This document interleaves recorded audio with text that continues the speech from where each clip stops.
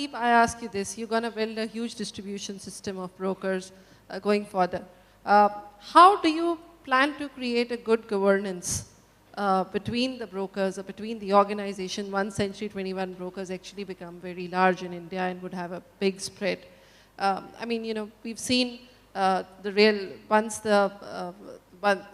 big realty chain or realtors chain has always had invariably got into some challenges or the other in the second or the third year of their operations. So what kind of governance principles are you bringing right from day one to make that easier for your franchise as well as for the business?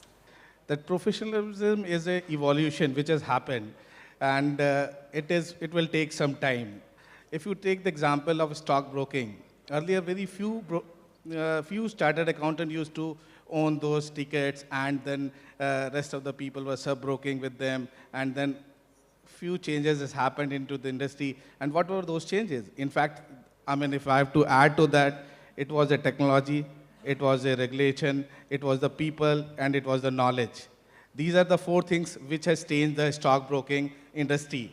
You know, people, you know, earlier only chartered accountant used to own this business. Then people from IM used to coming to do the stockbroking, doing the stock research. Then chartered financial analyst has got into this profession. Technology has come in place, and National Stock Exchange, BSE, all become online. Then regulator has come into the place, SEBI has come, and the entire industry has changed. If you see, the industry has evolved from such a way that it has become organized. Now everybody is organized, everybody is corporatized. So coming back to the Century 21, we are the world's largest residential sales organization. We are present in 74 countries with 7,100 offices and with 100,000 plus agents across the world. So coming back to your original question, how we can bring in. See, first of all, the kind of ecosystem you are going to create, you need to ensure that the stakeholder has their say on this inside the system. So you need to create the broker council.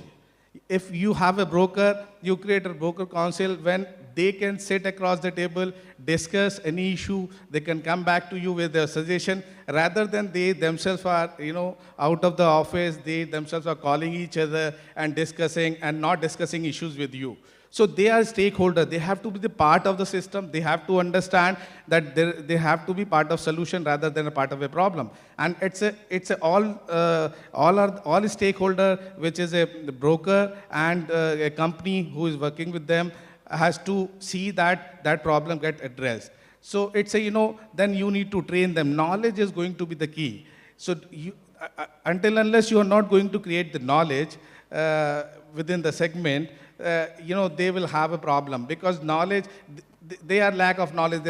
Probably the horizon is not that vast and big. So if you keep adding more and more knowledge to them, give them the better perspective, the macro issues, macro level, and how things can change and go, how they can scale up their operations and still understand their problem, involve them in solving their problem, I think you can easily achieve that objective.